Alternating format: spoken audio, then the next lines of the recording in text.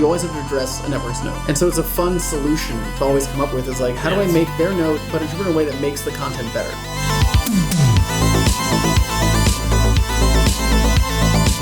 I wanted to ask Eric what it was like to see me in my boxers in the prime of my life. That was your prime?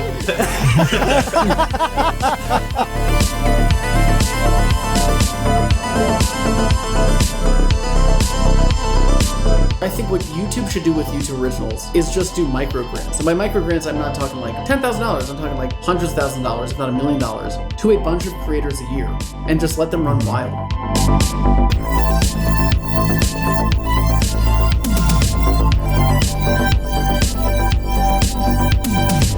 But what I had aimed to do was, I want to make a show that people watch and they go, why is this on YouTube? Like, this is too good for YouTube, was my intent. Everybody be quiet so I can reassess what I've just been told. You just ate shrimp tacos literally until you vomited in a parking lot, and then to make your stomach feel better, you squirted a furniture store's prawn toothpaste in your mouth. Hey, welcome to The Create Unknown, the home of Make Something Mean Something. I am Kevin Lieber. It is TCU night, Wednesday night, 6 p.m. Eastern. We are always here, and we'll never go away. With me, as always, is Matthew Tabor. Yeah, and we got a couple little W's to mention, don't we? Couple things to talk about. One of them, we have the Kino Corner. The Kino Corner, you saw a little bit of his movie, didn't you? Yeah. The Kino Corner dropped a feature-length film filmed on film. It's called Wasted Hours. He filmed it on 16-millimeter film.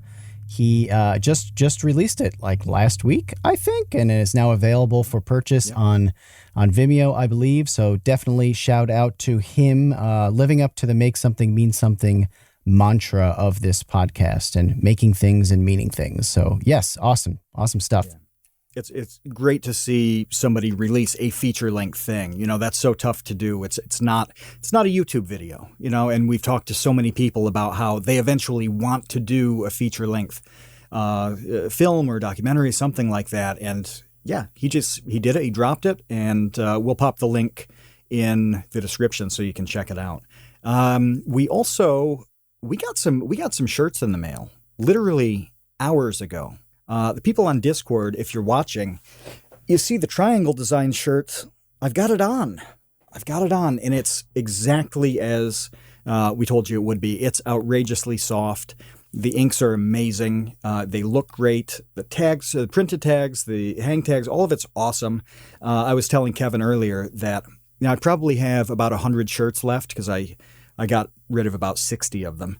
And this is literally the softest shirt that I own. It's that good. Both of them are incredible. The cameraman design, Oska's triangle design, we're excited, and we're getting some shipping supplies to get those rolling out. Yeah. We spent a ludicrous amount of time on these shirts. I mean, we were joking before we started recording that I said 6 months and you said it was much longer than 9. That. But yeah, 9 months. But look, I think it was worth it. I mean, at the end of the day, it took 9 months, whatever. We now have what I think are far and away the best YouTuber merch shirts that have been created on planet Earth. And hopefully we have some pre-orders already that we'll be shipping out soon now that we have them in our possession.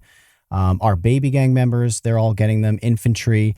And again, I've gotten the question whether, it's better to just order the shirt direct or to join the Patreon and get that discount. Join the Patreon, get the discount, get the shirt, get in with us, supporting the podcast, month after month. That would be awesome. You just go to patreon.com/thecreateunknown, or you could just get the shirt and see and feel what it's like on your lovely torso to wear a shirt that took 9 months to develop. Yeah, and when you think about 9 months, well, what can two people make in 9 months? Oh, a human life? Very cool. Any two idiots can do that. Boring. Right? But we've done something much more difficult, which is getting YouTuber merch that you actually really, really, really love because the quality is so good. So, yeah, We're quite a bit better than human biology in that sense. So yeah, like Kevin said, check out the Patreon, grab the discount code. If you want to order straight up, that's fine too. We'll put the links in the description for that as well.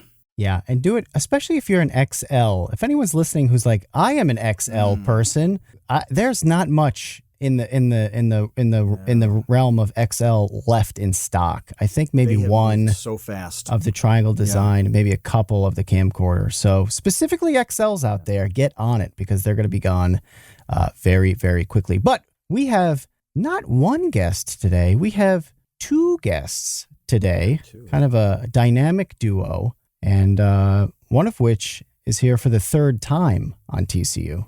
That's right. Yeah, and it's been over a year and a half since we last spoke with Vsauce3's Jake Roper. And in the meantime, he won an Emmy for Outstanding Educational or Informational Series with his show Could You Survive the Movies. He talked with us about that last time he was here. It's a docuseries that answers that very question about blockbuster films like Back to the Future and Die Hard in Season 1. And it's currently answering that question in Season 2 for Titanic, Top Gun, Jurassic Park, and more. Episodes are up for YouTube Premium members, and they're dropping free on YouTube, one per week as we speak. And Jake Roper, formerly of the band The Hools, hosts, produces, and I know, right? I wondered if I could get through without laughing, and no, I can't. Jake hosts, produces, and directs the show alongside cinematographer and VFX wizard Eric Langlay. If you've watched pretty much any Vsauce, Vsauce2, or Vsauce3 video over the years, kind of marveled at the graphics, you can thank Eric for that. He's helped Michael Stevens visualize how the Earth moves. He's helped Kevin explain the neoteny of dog breeding on Vsauce2. And nearly 4 years ago, he found himself sharing a tiny cabin on a cruise ship with a man he'd never even met. That was me as we helped Kevin shoot a video about a solar eclipse. Eric won an editing award for his work on the Vsauce2 Thought Glass series. A lot of you remember that. And Could You Survive the Movies has brought all of Eric's talents into focus, like creating Ghostbuster proto-beams and various alien creatures that threaten Jake, the complex effects required to make Harry Potter's universe look so real. Eric and Jake, it's a great partnership between two creative talents. It's kind of in that same vein as Elton John and Bernie Taupin or John Lennon and Paul McCartney. Since this is Jake's number 3, we're going to throw a question to Eric. What movie would you love to explore the science behind, but YouTube would never allow you to do it? Oh, we're starting off heavy, huh? Blade Runner. That's a big one. Yep. Blade Runner, hands down. Why wouldn't they allow you to do it? Well, I think it's, first of all, an expensive episode to make. I mean, Blade Runner is like, 90% visual effects, because it takes place in a dystopian future that we don't live in. So I think that would probably be the biggest factor. Do we want to just give them the real answer? It's up to you. I'll give you the real answer. Is there one that was denied? Oh, yeah. We've asked for Blade Runner leak here? For the pilot, for Season 1, for Season 2.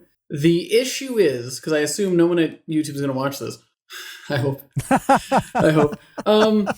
Is because they are scared that we'll make AI look bad. And a lot of their business is artificial intelligence. That is the reason they won't let us make it. What? To which I always say, but AI is good in Blade Runner. I'm stunned. I would argue that the problem is the humans who are scared and intimidated by the fact that there are artificial intelligence that are equal, if not greater than theirs. Like AI isn't a problem in Blade Runner. They just want to live their lives. It's the humans that are the problem. But their fear is that we'll make AI look scary. Is why we don't get to make that show. Did you pitch to them that you would highlight AI being the good guy? And what did they say when you're like, no, we're... Humans are the bad ones. Yeah, they don't agree with my viewpoint. They just don't want to touch the topic at all then? I'll still push it for Season 3, but we would love to do Blade Runner for both of us. What's funny is your least favorite movie is Blade Runner. The first one. Yeah. Blade Runner 2049 is a masterpiece. And I just love, but this thing, I love what Ridley Scott created. I love the world he created. It's amazing. It's a beautiful world. Because the brilliance of what he made, and this is the thing that I always stick to, is he created something that doesn't need extra explanation. There's no exposition needed to explain why the world exists, why it is the way that it is. It's built in such a way that when they interact with objects or subjects, you understand intrinsically how they work. And that is the brilliance of the Blade Runner. I mean, their opening shot is Los Angeles like 2049, where it's just like a hellscape basically with giant jets. And it's like, oh yeah, that's but you believable. get it. You're like, yeah, that makes sense. Yeah. You don't have to like do exposition to explain why things are the way they are. Like, it's just, this is how it is. Got it. Mm-hmm. Sorry, I took over Eric's question. Who does that? Sorry. So Blade Runner. Yeah, Blade Runner. Sorry about that. It would be an expensive one. I think that's the other. I mean, like, we stretch our budget to the like very fine line to be like Blade Runner would be a hard one. Very, very hard. What are some things in Blade Runner that you'd want to explore? So maybe this is also part of the issue because there's not a lot of like really big demos to do. It was more of like, what does it mean to be human? Yeah, psychology based. And like, could we, like, is there an AI that actually is at a level where it could confuse someone that it is a human being? Mm-hmm. Like, you've seen chatbots, stuff like that respond to you, but like, is there an AI that exists that you would believe to be human if you were talking to it over the internet? So that was part of it too. I wanted to do a whole demo where like we just get random people off the street and have them communicate on a computer with another person and see if they can figure out that it actually isn't a person that they're talking to. There is a test that exists that does it. It's the Ellen Turing test. Is that what it's called? Yeah. So there was that. And then kind of like more philosophical, like, what does it mean to be human? If your consciousness were to be uploaded to a computer, are you no longer human? Like, is it your arms and legs that make you a human? Is it your torso that wears a beautiful The Create Unknown t-shirt that makes you human? Like, what is it? Or is it your mind? And if your mind were someplace else, does it make you less human than someone like Eric who's flesh and blood? Like, so it was discussing that. And then we'd obviously do one where it's like, could you actually break through a wall with your body like they do in Blade Runner 2049? Yeah. But it'd be more focused on that. I want it to be just a beautiful meditation on humanity and the human experience. Which is what those movies center around. Yeah. Humanity. But YouTube doesn't seem to be interested in it. What about Terminator? I would think that would be the same problem. So we have brought that up. The issue being Terminator crosses so many topics. Because like time travel, we did that in Back to the Future already. Time travel paradoxes, we did that all as well. Yeah. Like it would really have to be focused on, could you make a synthetic human? Yeah. Which then also falls into Blade Runner. No, but I'm saying from YouTube's perspective, like I would be way more worried about Terminator than I would be about Blade Runner, because Terminator is literally about AI machines murdering all of humans. Yeah, killing everybody. I don't know Judgment Day. I don't know if they thought that far ahead. But Terminator has come up. My pushback has always been like, but we already covered that. Right. With Back to the Future. They want to do Terminator and you don't. So this is the opposite problem? I think I would do Terminator had we not done Back to the Future. Right. But we just cover so much of the time travel already, which is such an important part of the Terminator series. I would say the main. I understand that. It's hurting my brain right now to try to parse. Welcome to our life, Kevin. Trying to parse being like a 100% hard no on Blade Runner, but being like totally fine with Terminator, which in my opinion is a way, way worse piece of like much more famous cinema, a much more famous, IP, literally about AI murdering every person on planet Earth. I mean, some things just don't make sense. Overall, YouTube's great, but there's certain things that make sense. We've wanted to do for 2 seasons Indiana Jones. Yeah. We've been told that Indiana Jones is too old. However, Titanic was totally fine for some reason. Well, they're coming out with a sequel. Oh yeah, Titanic actually, 2. it's out on Netflix, isn't it? Yeah, I believe so. Things like The Matrix. We were like, let's do The Matrix. They're like, oh, it's too old. No one knows The Matrix. Like, literally everybody knows The Matrix. Didn't Raiders of the Lost Ark come out the same year as some of the other movies that you've done? Well, so a good example of this is Alien. The only reason we were able to do Alien is because I was able to convince them that at the time when that episode came out, it was like the 30th anniversary or something of Alien. Okay. So they were re-releasing the movie in theaters. Yeah. So I was like, we got to jump on this trend. But originally they were like, Alien's too old. Like Mad Max was a fight for a pilot. Yeah. I really wanted Mad Max. They were like, who cares about Mad Max? They're not even making a sequel. And I was like, oh yeah, who cares about Mad Max? The movie that was literally nominated for pretty much every single Academy Award.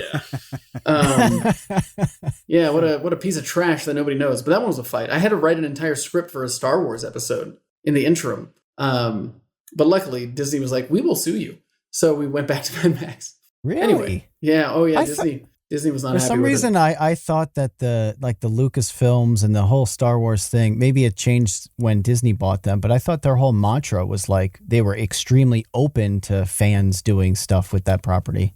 But the thing is, it's not so much a fan thing because it's being bankrolled by YouTube. Yeah. Oh, so it's a competition we could thing. do it. We just couldn't use words like Jedi, lightsaber, the Force, things like that. Your laser sword. And I was like, then what are we going to do? Like, it's going to feel so abstract that people are going to ask questions. Hold on. That would actually be really funny, though. It's like a Star Wars universe that has nothing to do with the Star Wars universe. You come up with like goofy replacement words for everything. Yeah, like laser sword and Cloud Dancer, like John Cloud Dancer. It'd be like the Spaceballs of Star Wars. Yeah. Well, the other issue we ran into was I remember when I wrote the script for that episode, I had to also include like what talent I wanted. So I had written in like Christopher Walken as one of the robots, one of the androids. You just want Christopher Walken. I want Christopher Walken so bad. And then also, this is back when Stephen Hawking was alive. He was going to be our Emperor Palpatine. Oh and my I remember God. this specifically, that YouTube came back being like, they're not famous enough. Have like somebody like, they literally just like, have someone like Rihanna be in it. To which I said, how much money are you giving us again? Because I don't think it's enough. I think our entire budget would go to Rihanna. But yeah, they didn't think Stephen Hawking or Christopher Walken were famous enough. Okay, cool. What do you even say to that? I was like, how do you this we talked last week, I think, about a meeting that we had, Kevin and I had, and Kevin had some conflict, so I had to do this call, and it was like 10 people, none of whom actually work on any content or media, raising questions and concerns about a pitch we had, and it was really stupid. It was like on that level of who's ever heard of Stephen Hawking. How did you you must have had like 1,000 of those moments where you had some kind of objection. How did you power through that slog? You know, it's funny. We talked about this earlier in our live stream for A Quiet Place. Here's the thing. I know we were just poo-pooing YouTube a lot. Yeah. I do not dislike YouTube. I know I was poo-pooing YouTube. It's creative problem solving. Like they'll have notes. For example, the one we brought up in A Quiet Place live stream was, in our show, we have writing on screen, like there'll be an arrow, freeze frames, arrow pointing to the thing or pointing like to a person or to an object explaining. That came out of Mad Max. There was a specific moment where they're like, we're confused. What's happening? Yeah. And I was like, I will literally just write it on screen for you. And I did that. We sent it to them and they're like, we love this. Do more of this. And now it's just become a feature of system and we really love it. Like it's one of my favorite parts. So that's the thing. Like they have ideas and sometimes I'm like, I don't get it, but you still have to address their note. You always have to address a network's note. Yeah. So it's about, can I address it in a way that makes it better instead of making it worse? Right. And so it's a fun solution to always come up with is like, how do I make their note, but interpret in a way that makes the content better? Creative problem solving. Yeah, 100%. Always is. I remember that being one of my notes for you when I saw that pilot, was just to write more stuff on screen. Yeah.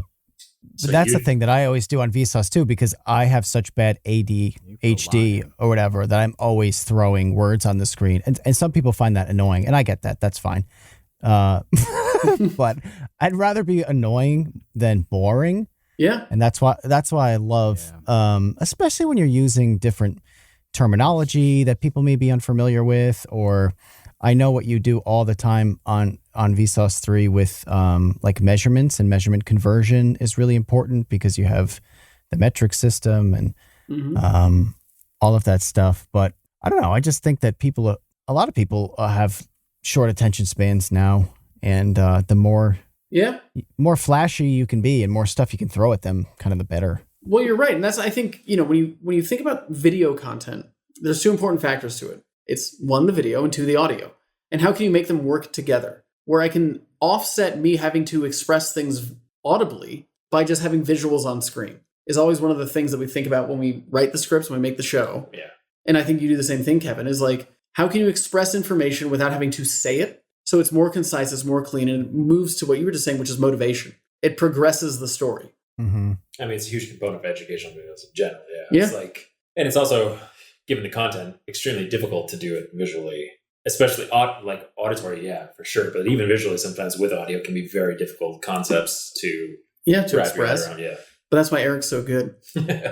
That's why he shared a cabin with Tabor. It's funny because the best with the best. We end that intro with a big question to kick things off, and my suggestion got vetoed. I wanted to ask Eric what it was like to see me in my boxers in the prime of my life. You know, I think I might have deleted it from my memory because I don't remember that. That was your prime?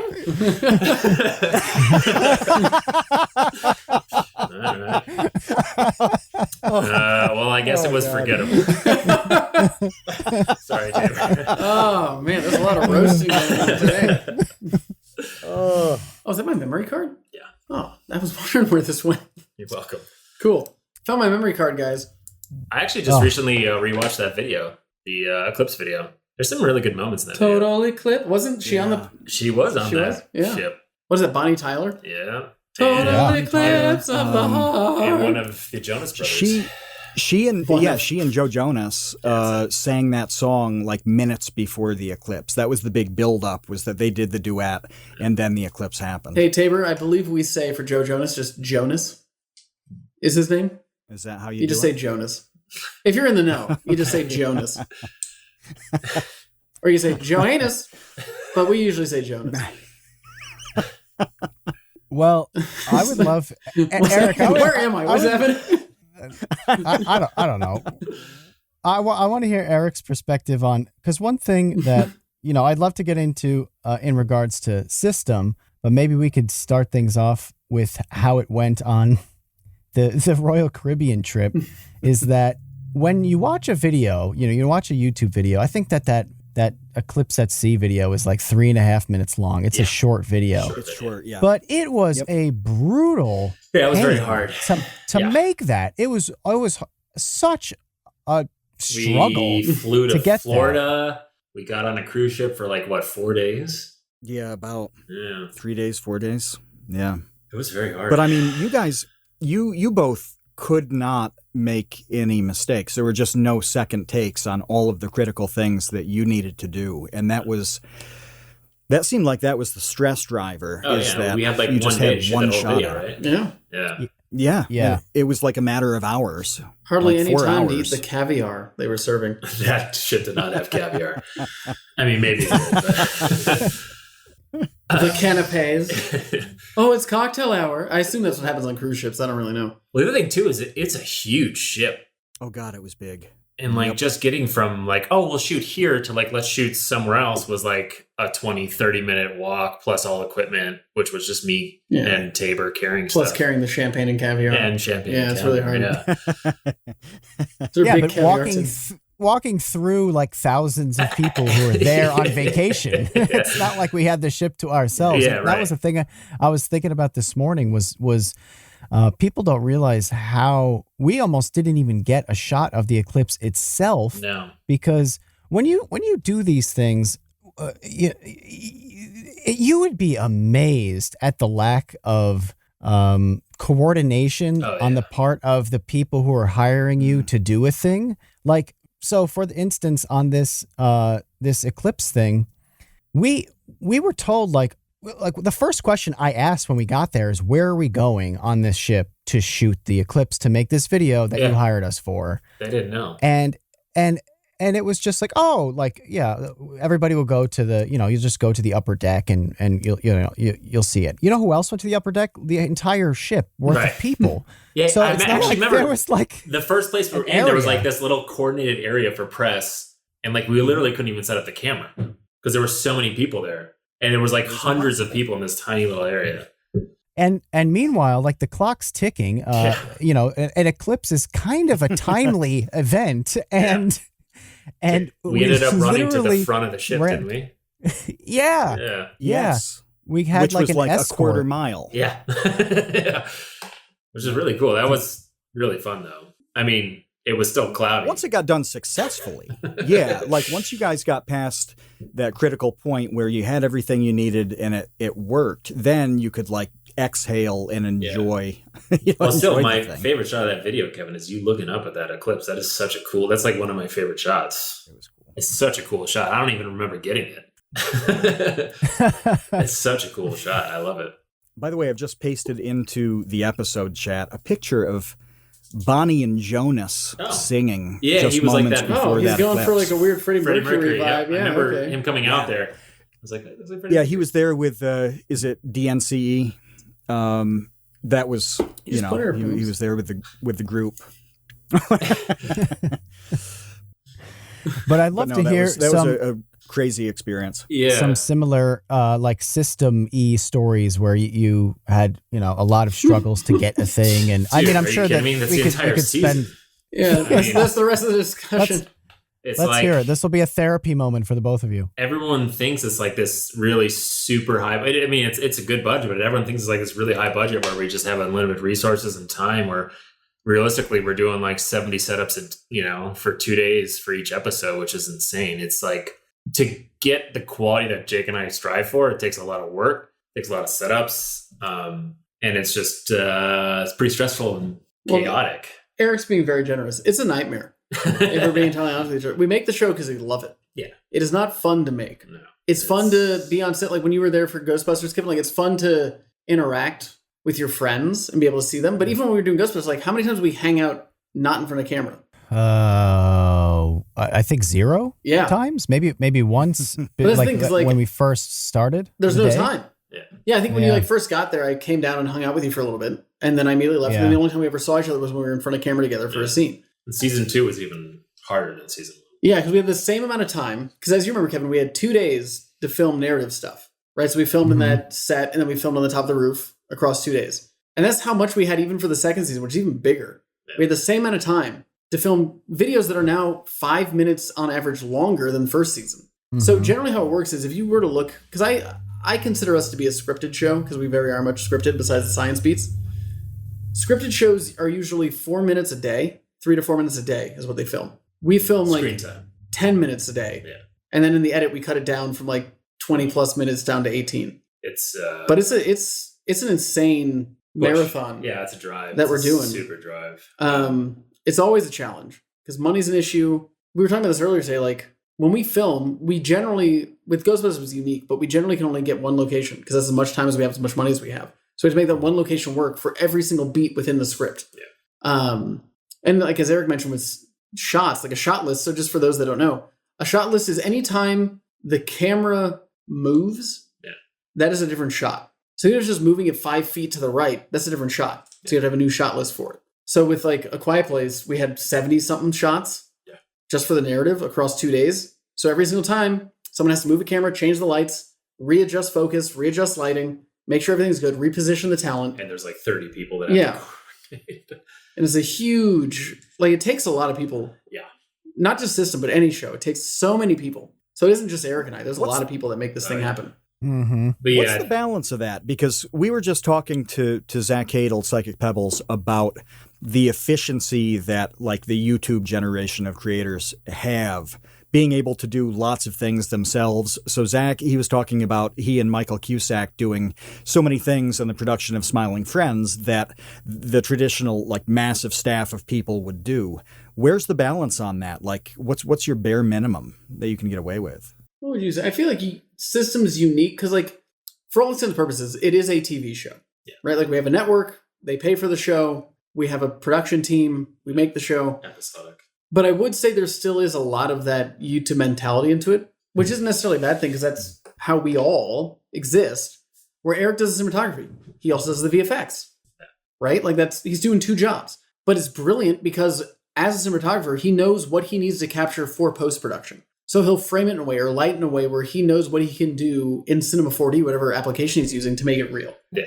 And then for my own case, like I write it, direct it, host it, produce it. I'm involved in everything. Like I'm literally, after this conversation, I'm going to send social stills to all the talent in our Harry Potter episode for tomorrow. Yeah.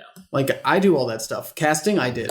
Because we just don't have the resources. I'd say it certainly helps save on budget. Well, that's the thing, because it saves on money. Like our cameras, they're all mine. Yeah. That we use to film. If they're not mine, I reach out to Vision Research. I'm like, hey, could we please borrow a Phantom camera? Right. And they give us a really good deal on a Phantom camera. FLIR gives us their cameras for free because I have a good relationship with them. I would love to pay these people, but we don't have the money to do it. I mean, yeah, we could make the show for cheaper, but it just wouldn't be the same show. That's the thing. We put all of our money into the production value, and then I ask for favors. Like a lot of the talent, even Kevin. Like I would love to be able to pay thousands of dollars, but we don't have the budget for it. So luckily, like because I reach out to my friends, they do it for like the base rate, which is very generous of them. But that's the way that we are able to actually make this show because we don't have the money to actually make what is needed to make the show. Yeah. Mm-hmm. It's a hard show. It's a it's a unique show, and it's quite hard because you're riding the line between cinematic, science, reality. Like, yeah, it's a hard show to make. It's amazing to me that you have made all of these episodes. They're so different. Like the Titanic episode is so different than like the Quiet Place episode. And I have to tell you both that as soon as I was done with season 2, I just wanted more episodes. I was like, yeah. Like, honestly, like, I'm not just saying that. Obviously, I'm completely biased, but like 100% biased. But I just felt like it was, sorry guys, it was not enough. Like, I need more of this show. Yeah. Well, yeah. I think Eric wouldn't be here if there was more. He'd be dead. But we do. Every season, we send them 8 episodes to pick from. And it's just been 6 each time. Yeah. But we'll see. There's some, potentially exciting things for season 3. I'll be the first to... You got the exclusive. There might be some exciting things for a season 3. Yeah. Which will mean more episodes for you, Kevin. Good. That's what I want. That's what I want. We talk to a lot of talented people on the Create Unknown, but for every guest we have on the podcast, there are literally thousands more who have built creative businesses and have outstanding stories about how they did it. If you've got a creative business or you just want to hear how other people got it done, check out Creative Elements. It's a podcast from Jay Klaus. On every episode of Creative Elements, Jay talks to successful creatives about how they got started, how their art and work evolved, how they eventually built a business from that creativity. This all will sound pretty familiar. If you like us, you'll like Jay. Think of his podcast like a How I Built This for creatives. And Jay's been in the space for a long time. He's been featured on TEDx, South by Southwest, lynda.com. He's talked to Seth Godin, who's a legendary marketer, James Clear, who wrote Atomic Habits, Morgan Neild, whose expertise is in Etsy. It's a great addition to the YouTube-focused stuff that we tend to do. Jay's got a lot of variety, so if you're grinding away, if you want many more examples of people forging a career in different creative verticals, fire up the Creative Elements podcast. Jay's show will help you stay inspired, it'll help you move forward, it'll help you build a career out of the thing you love to do. Listen and subscribe to Creative Elements on Apple Podcasts, Spotify, or wherever you get your podcasts. I have a big question for you about this process and about what you see in the old landscape here, because we talk a lot on this podcast here. We talked to Captain Disillusion about this. Good guy. Psychic Pebbles, obviously, last week we talked about this because he's making his show for Adult Swim. And I'm interested in how you see YouTube's role evolving in funding and producing shows, because obviously they've been winding down on that whole thing. But I see them having a lot of opportunity as being a production house almost to take advantage. Because what I said to Zach last week about this, and it was about what Matt was saying earlier, is I feel like there is a huge hole right now in traditional media companies not taking advantage of how much YouTubers will do, like how much people like you two are able to do with just, the two of you. I mean, obviously there's Ample Productions is a great production company, and there are a lot of people also that help you, but you two are also doing like 7 jobs, huge jobs each. And that's what it sounded like Zach and Michael are doing on Smiling Friends. They're each doing like 7 people's jobs each. And I could see a lot of talented YouTubers doing 7 jobs each for, the Discoveries of the world and Viacoms and whomever else, Universal. So it hasn't happened yet. I could see it happening. It seems like the path of least resistance, though, and YouTube could benefit from this, is to continue funding original series and then do what they did with the Karate Kid show and sell it to Netflix, and then, be kind of like a little farm, like an incubator of almost. talent. An incubator. Yeah. Yeah. Here's the thing. Everything you said totally makes sense. Now, if we exist in reality. Thank you. I don't mean it to be as snarky as I just said it, but from their perspective, I can guarantee they were not happy about Cobra Kai going away or Step Up going to Stars or what was it? Not Keith. What was it? Kent. What was it? Fudge. What's the show? They had the one that was like by the Deadpool guys. It had one season on YouTube and now it's on Amazon Prime. I can guarantee they're not happy about that. What happened was, if I had to guess, I don't know these deals at all, is that YouTube took too long to renew the seasons, be it a second or a third season, and the license for the show reverted back to the production company. And the production company took it elsewhere. And it is nice because they basically were able to use like, hey, look, we have a season of a show and it was successful. Look at it. It exists. Buy it. And like, okay, well, this is a safe bet. We already know the numbers that it got. People liked it. We're making a second season to an already successful first season or a second season. Great. I believe that, and again, I say this without knowing, but I believe that is what happened. And I do not think that was YouTube's intent for that to happen. Because that happened with us. Every season, after the pilot, after the first season, YouTube has a certain amount of time to pick up another season or a first season. And if they are out of that time, they have to ask me to sign an agreement to extend their window of licensing. And every time I have extended it. Mm-hmm. And that is why they have seasons of our show. It's because I've agreed to extend the window. And also why they... But there are good reasons for somebody to not do the extension. But it depends on what they want. Like, we're in a unique position where like I have a YouTube channel. It's kind of a benefit to have a YouTube original on my channel because that's content. Sure. I don't then have to be making a Netflix show while also making a monthly or every other week video on Vsauce3. I spent 15 months making this series and now I have 2 months worth of content. Like once a week, 2 videos a week.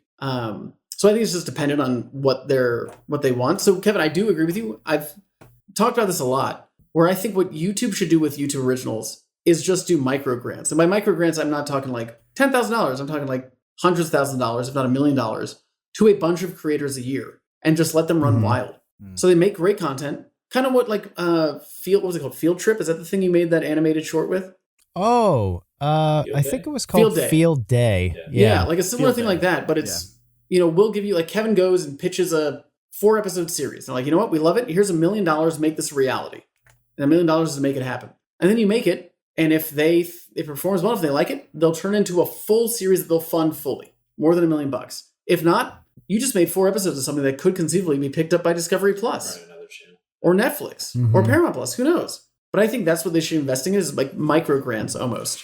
So then they'd have more content. It would elevate creators, which is the important part. That, to me, is why YouTube Originals should exist, is to elevate creators. Because there's so many talented people. Like, you're very talented, Kevin. Wouldn't it be great if you had a show?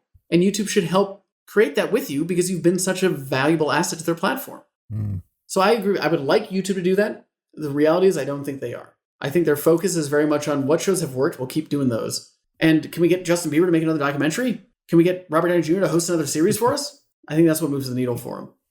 Yeah, see, I thought that they were, your theory about them just losing the rights to these shows is interesting. I hadn't thought of that. Honestly, hadn't conceived that was what happened. I thought, because production companies do this all the time. Well, they'll make a show and they'll sell it to a different distributor, a different, publisher or whatever. And then they make that licensing fee. And I figured, why wouldn't YouTube get in that game? I guess they don't want to sell things to their competition. Well, that's the thing. It's I don't know. I'm speaking very broadly right now because everyone's deal is different. Like, my deal with YouTube for Could You Show the Movies is different than Cobra Kai's deal with YouTube. I guarantee it. Yeah. So from my experience, the way it works is that YouTube owns a license to the show for as long as they keep renewing it. Once they stop renewing it, they no longer own the license. So conceivably, because it's in my agreement, YouTube could license Could You Show the Movies to somebody else, but they would make a very small amount of money from that license. Because a lot of that license would go to myself and Ample.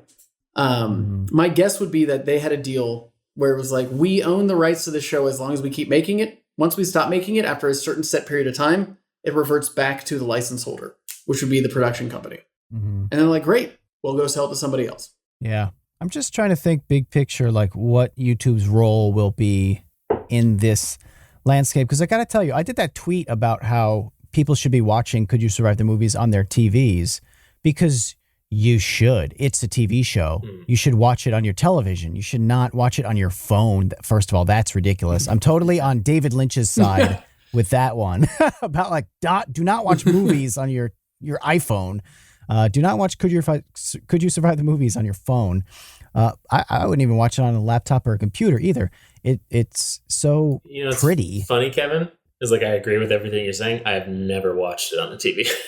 Oh, I have. What? I've only ever watched it on my cell phone. Yeah. Well, if you came to the premiere, That's true. You would have watched it on a movie theater screen. That's fine though. But no, Kevin. Well, that's actually as a quick aside. When I pitched the show to YouTube, I specifically remember this. We had a big meeting at their Beverly Hills office, and it was like 20 executives and then me. And they were like, "What's the vision for the show? Like, why do you think this should be on YouTube?" And my response was, and I don't know if I hit this mark, but what I had aimed to do was, this is what I told them: I want to make a show that people watch and they go, "Why is this on YouTube? Like, this is too good for YouTube." Was my intent, and for some reason that resonated really well with them, I guess. So here we are. Well, that's my point, though, is that it kind of is too good to watch on your phone. It is too good to watch on your computer. It should be this easy, Roku or TV app experience. And it's really not. Like, not for nothing, but it's annoying to pull up the thing on your phone and then cast it to your TV. It'd be much nicer if Could You Survive the Movies was on Netflix or Hulu or Amazon Prime or whatever, and you just click through with your Roku and watch it in 2 seconds. And it's way easier to binge shows that way. It's way harder to binge casting from an app, a YouTube app. That brings us to a much larger... Sorry, Tabor, what were you saying? No, I watch that stuff on Roku on the YouTube app. But the thing is, the how technology to find exists. It. And that to me is the biggest issue. I bring this up to YouTube every single time we do a show with them, which is, how do people see it? Because if you go to Netflix, you don't have to go to netflix.com/Stranger Things to watch Stranger Things. You just go to Netflix and you can find it right there because it's probably on the front page. If you go to youtube.com, you're not going to see Because You Have the Movies unless you go to youtube.com/Vsauce3. Or even their app for that matter. Yeah, if you go to, because YouTube TV, I actually did this the other week. YouTube TV has YouTube Originals baked into it. Does it? If you go to YouTube TV and go to their Originals tab, which is a little bit down the page, Because You Have the Movies isn't even there. So it's, how do you find it? What is search and discovery? And it's treated the same way as a Vsauce2 video, any video. Except one of the disadvantages we have is that because all of our videos come out at once, right, behind the paywall, technically. And then as you said, Tabor, like once a week it becomes free. So for example, tomorrow Harry Potter comes out. Technically, that video came out 3 weeks ago. So when it switches to free to watch, nobody gets notified. It won't show up in your subscription feed. You won't get a ding on your phone. My parents didn't even know. You will not know that it came out unless you go to my channel to watch it, which is an issue. That's grim. Because how do you see it? That is grim in terms of success. You have to actively go search for it. You have to actively search for it, which puts a lot of burden on the viewer. And it shouldn't be. We should be serving them content, not making them search for it. So it's a larger issue with how their platform works, which is a bit difficult. And hopefully they'll adjust it because it should be adjusted. Yeah. I find it annoying. It's more than searching. It's like digging. It's like sifting. There's like several layers of being a nuisance. And who's got time for that? Well, and also, they have a series. If you were to watch Top Gun, it won't automatically then take you to Jurassic Park, which is the second episode. It'll just take you to whatever the algorithm says you should watch next. It's like, but if you're watching the show, shouldn't it do like a Netflix or a Hulu or an Amazon? Where it's just, here's the next episode. Like, you would think, them being YouTube and literally owning the platform, they could adjust those features. But I guess they can't, is what I've been told. That's exactly my point. It's like that Could You Survive the Movies is just intrinsically bingeable. It just is. Like how fast it moves, how pretty it is, how entertaining it is, and how fun it is to watch. Like I said before, where I just wanted more. It's that experience when you start one, you just want to watch the next one, the next one, the next one. I remember when the first season came out, we binged the whole thing. I was on actually visiting my parents, and we binged the whole thing because as soon as one's over, you're like, well, what other movies did he do? And you just keep going. And like I said, it's just so easy to binge stuff the way that the Hulus of the world work. Yeah. And whereas with YouTube, it's like, all right, well, what is this? This is a behind the scenes episode of a video I already watched. This is a live stream promoting something I've already seen. Okay, it's not that. Which one is it? It's ridiculous. Kevin, that was your real voice, wasn't it? Yeah, that was the real Kevin voice. When he's alone. He's like, Paula, do you want to watch some hentai? That is how I talk. Call me Christian Grey. My radio voice. But yeah, it's an issue. But that's why, I mean, when you talk about the live stream, that's, besides it just being fun for us, one of the reasons we do it is so people are aware that the actual episode exists and has come out. It is coming out. Because otherwise, nobody knows. and which is why Yeah. we remind people, and the link is there. Yeah, I know. I feel bad that we have to say it so much, but like I think it's important. YouTube doesn't do its job of notifying people that an episode came out. Yeah. Like it literally just doesn't. It's so weird considering the money and the effort and the time and everything that goes into it. Like imagine getting like putting thousands of dollars into like a custom tailored tuxedo and then just deciding to like stay home and watch the Oscars instead of going to it. Like, what is the point? Why would you bother doing any of that? Just not at all use the thing that's amazing. So it's really odd. Yeah. And like you said, Jake, it's crazy that they who control the algorithm to push these things can't, check a little box and have it served out in a friendly way. Just be like, I know it was technically public 2 weeks ago, but just like notify subscribers. I'm sure there's a way they could do it. But the analogy that I will use that I just came up with right now, Tabor, from what you just said, it's like, because we spent 15 months making this season. It's like I spent 15 months making the perfect pasta for someone. They're a pasta aficionado, they want the perfect pasta. And I spent 15 months perfecting it. And they ate it, and instead of saying how good it was or writing a Yelp review, they just fart into the wind. And that's what it feels like. That's your big analogy? That's my analogy. Eating spaghetti and farting? It's awful. But okay, you love spaghetti. You tweeted about spaghetti. You made a chair out of spaghetti. Oh, I'm sorry. No. Is spaghetti not good enough for you? You know who loves spaghetti? This guy, Matt Tabor, who will order spaghetti and meatballs. Okay, let me tell you this. Yeah. You will love this. You will love this. You will love this. Okay, we could be at like the fanciest Italian restaurant on planet Earth, and this is what makes the story so funny. He will look at the menu intently, and really like discern his options and think about them, weigh them, consider them. Oh, scallopini. Alfredo, carbonara. Wow, that sounds good. What's this? You know what? I'll have the spaghetti and meatballs every time, every single time. Even if it's not like, on the menu. Yes, just That's the spaghetti part of the and dish, meatballs. though. That is literally part of the dish, is the opportunity cost of that dish. So when you eat the spaghetti and the meatballs, you also need to taste what you're not eating, right? So this is important. You have to have that in your mind. It's like, oh, I could be having the It just sounds like you're justifying in your mind why you already ordered. You're like, I could have gotten something better. But no, here's the thing, Tabor, you're a sweet guy, and I'm not saying that you're wrong. Because when I go to certain restaurants, like when I go to Indian restaurants, I always order a chicken tikka masala, no matter what else on the menu. Because I'm like, if they can make a good chicken tikka masala, then they're probably the way set. you say That's a good that. sign.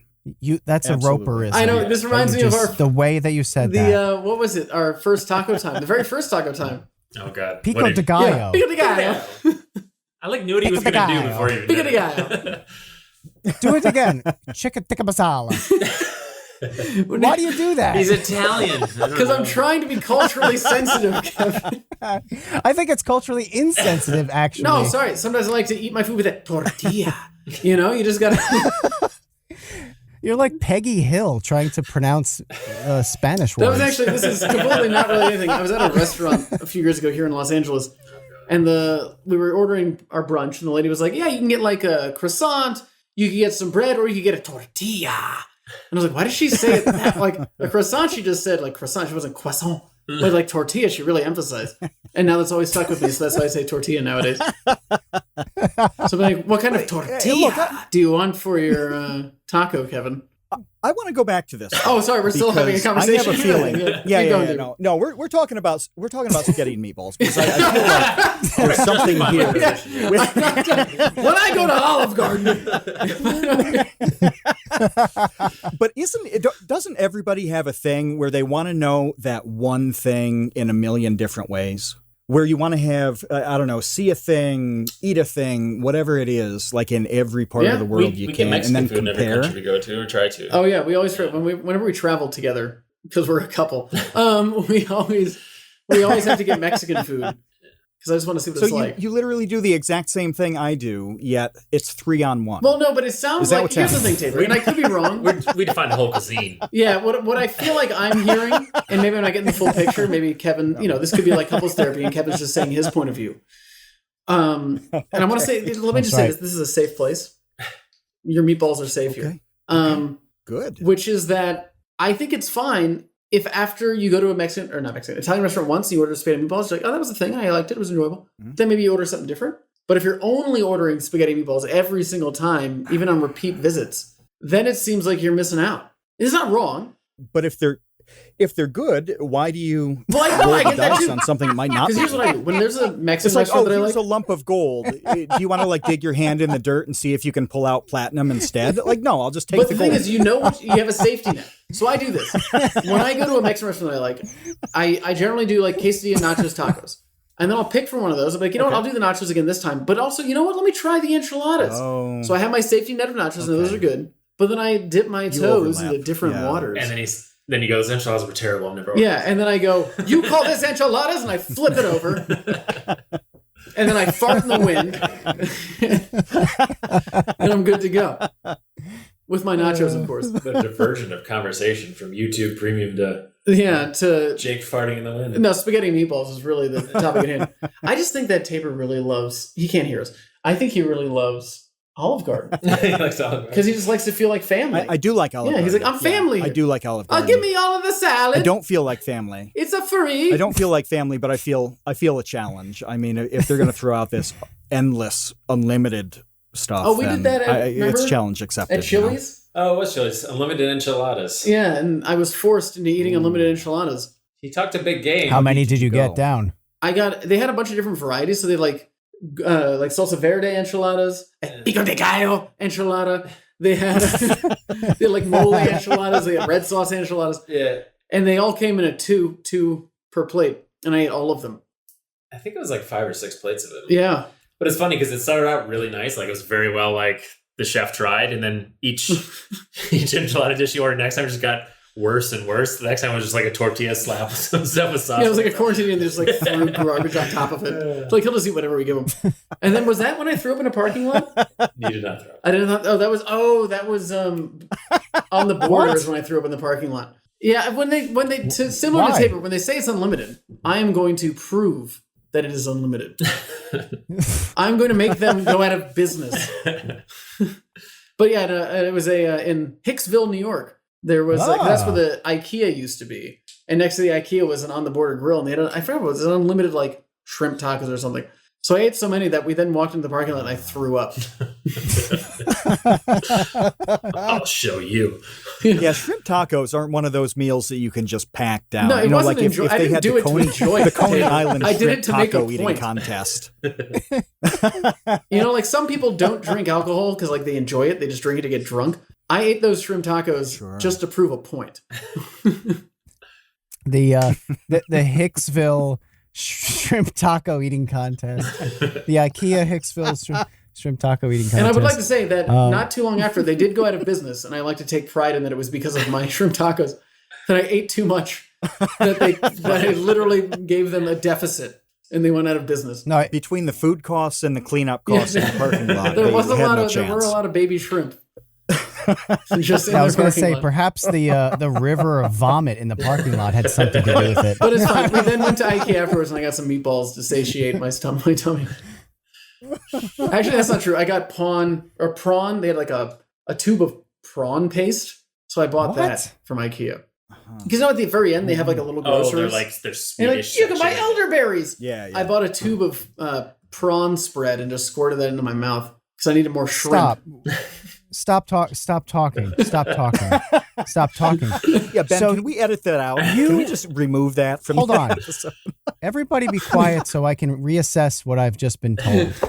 You just ate shrimp tacos literally until you vomited in a parking lot, and then to make your stomach feel better, you squirted IKEA, a furniture store's prawn toothpaste in your mouth. I mean, when you say it like that, to recover, it doesn't sound as good. But yeah. And you run an education channel? How did this work out? And then on the way home, we stopped by a grocery store and I bought a cut of shark, which I then ate later that night. What percentage of that story do you think is true? All of it. I don't care. How do you think I got cancer?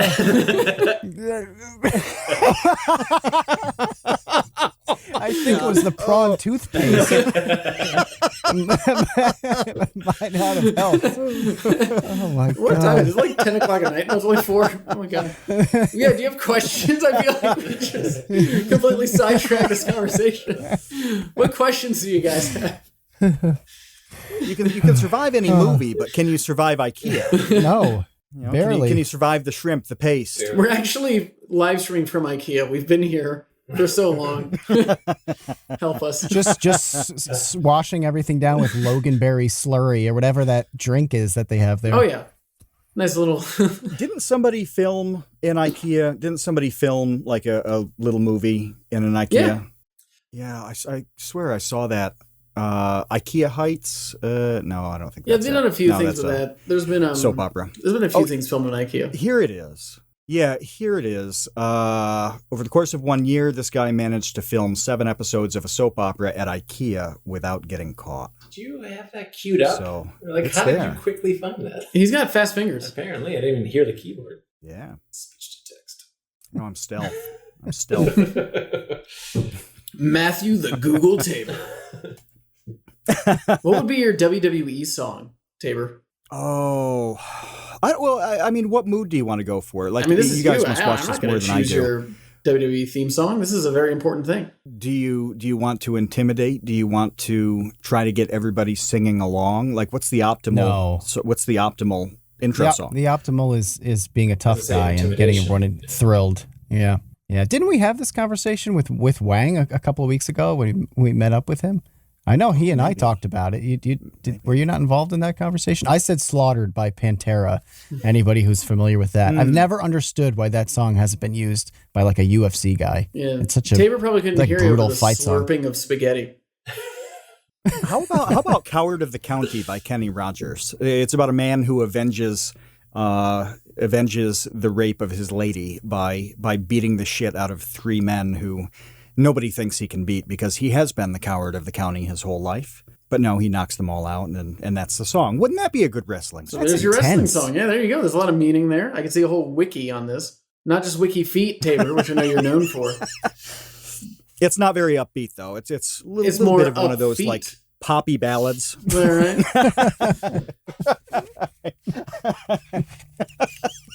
I don't even have anything to drink. I'm just saying it's been nothing for dramatic effect. Good object work, though. Thank you. Very good object. I'm an actor. So they say.